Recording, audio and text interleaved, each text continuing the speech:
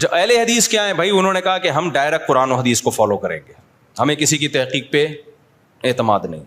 تو وہ ڈائریکٹ کرنا شروع کیا انہوں نے, تو انہوں نے اپنا نام خود رکھا اہل حدیث کہ ہم حدیث کو ڈائریکٹ فالو کرتے ہیں. علماء نے ان کو بھی ایکسیپٹ کر لیا, چلو بھائی تمہاری سمجھ میں نہیں آ رہا, لیکن اس کے سائڈ افیکٹ بہت زیادہ ہیں. پھر تبھی ہم کہتے ہیں یہ طریقہ ٹھیک نہیں ہے. لیکن بہرحال یہ کوئی اتنا بڑا اختلاف نہیں تھا جس کی بیس پہ ان کو اہل سنت والجماعت سے نکالا جاتا, کیونکہ جب آپ نے ڈائریکٹ پر آ گئے آپ, تو پھر عام جو بڑے بڑے مسائل ہیں موٹے موٹے ان میں تو ٹھیک ہے, وہ تو ویسے ہی فقہا کا اختلاف ہی نہیں ہے. جب آپ ڈیپ میں جائیں گے پھر بڑے مسائل کھڑے ہوں گے, پھر آپ کی رائے میں اختلاف ہوگا. تبھی اہل حدیث میں بھی بہت سارا اختلاف ہے. پھر عوام کیا کرتی ہے, ایک اہل حدیث عالم کو بڑا بنا کے پھر انہی سے مسائل پوچھتی ہے. ہم کہتے ہیں یہی کام جب کرنا تھا آپ نے تو پھر ابو حنیفہ کو بنا لیتے نا, جنہوں نے, یا امام شافعی کو بنا لیتے. اب کل ایک اہل حدیث کا فون آیا, میرے بڑے پرانے دوست ہیں, میں ان کو بہت اچھی طرح سمجھایا. میں نے کہا کہ ایک کو فالو کریں, تو انہوں نے بتایا کہ میں فقہ حنبلی کو فالو کرتا ہوں, علماء سعودیہ سے فتویٰ لیتا ہوں. میں نے کہا ٹھیک ہے, ہمیں اس میں کوئی اعتراض, کہیں ایک جگہ ٹکو تو صحیح نا جا کے بھائی, ٹھیک ہے نا. ہم کب کہہ رہے ہیں کہ یار آپ چلو ان کو مان لو یار, لیکن وہاں سعودیہ کو نہیں, فقہ حنبلی کو. سعودی میں تو 20 قسم کے لوگ ہیں. سعودیہ مفتی کو یہ تھوڑی کہ سعودیہ کا جو مفتی ہے تو وہ بہت احمد بن حنبل اوتھینٹک ہیں, مستند ہیں, ورنہ سعودی عرب میں اچھے بھی ہیں برے بھی ہیں. آپ کیسے فرق کرو گے؟ کوئی بھی فتویٰ اٹھا کے لے آؤ, تو کہیں تو ٹکاؤ اپنے آپ کو. تو یہ جو بات اب میں سمیٹ کے ختم کرتا ہوں, تو اس میں کوئی حرج نہیں ہے کہ کوئی فقہ حنفی کو فالو کر رہا ہے, کوئی فقہ شافعی کو فالو کر رہا ہے. یہ سب قرآن و سنت ہی کو فالو کر رہے ہیں. جہاں تشریح میں اختلاف ہوگا تو ظاہر ہے چاروں کو ایٹ اے ٹائم فالو نہیں کیا جا سکتا. اور یہ اختلاف جو ان چاروں مکاتب فکر میں, یہ صحابہ کے درمیان بھی اختلافات موجود تھے. جب موجود تھے تو نبی نے ان کو نہیں کہا کہ تم غلط ہو.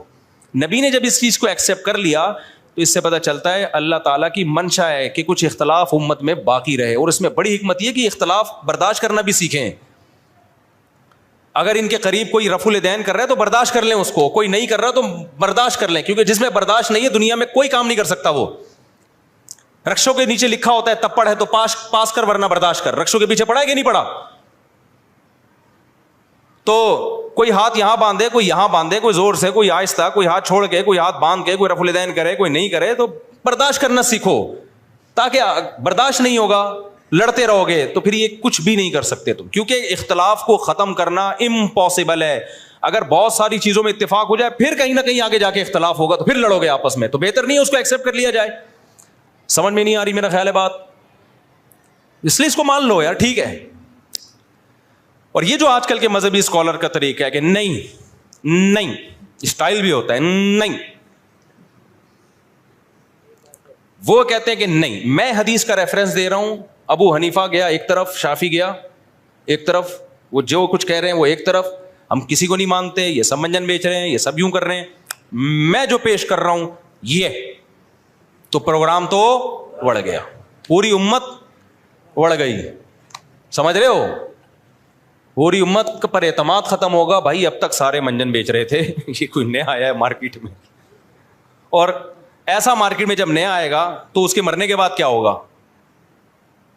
پھر وہ نیا آئے گا, وہ الگ رائے لے کر آ رہا ہوگا, وہ تیسرا کوئی الگ رائے لے کر آ رہا ہوگا, تو اس سے امت جڑے گی نہیں میرے بھائی. امت کے 20 ٹکڑے ہو جائیں گے. جو کرنے کے کام ہیں وہ سارے کے سارے رہ جائیں. کرنے کے کام کیا ہیں؟ جہاد کرنا اللہ کی راہ میں. کرنے کے کام کیا ہیں؟ امت کی اجتماعی بدعت کے خلاف سب جمع ہو جاؤ بھائی. بدعت نہیں ایکسیپٹیبل ہے.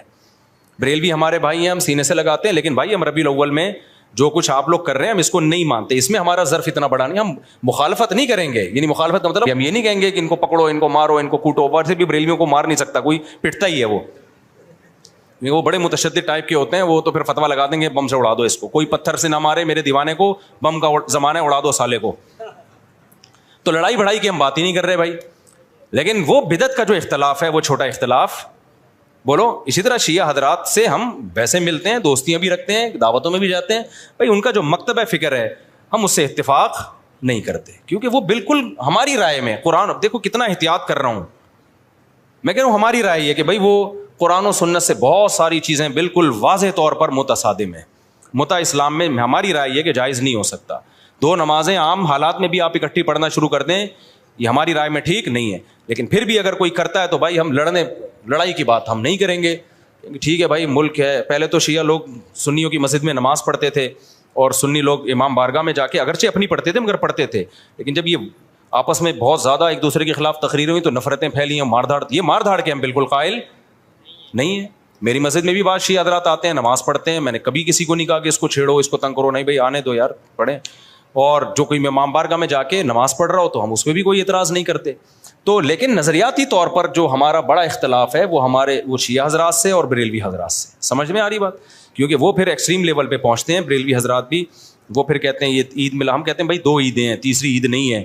اور پھر وہ آگے جو مسائل کھڑے کرتے ہیں, نبی کو حاضر ناظر, مشکل کشا, پھر مزاروں کا حساب کتاب, وہ کسی امام کی بھی رائے نہیں ہے. مجتہدین میں, قرآن و سنت میں, صحابہ میں ہمیں یہ چیزیں کہیں بھی نہیں ملتی. لڑنے کے ہم ان سے بھی قائل نہیں ہیں, لیکن یہ اتنی براڈ مائنڈڈ ہم نہیں بنتے کہ پھر ہم نظریاتی طور پر سب کو قبول کر لیں. یہ کھوپڑی شریف میں بات آ گئی کہ نہیں آ گئی؟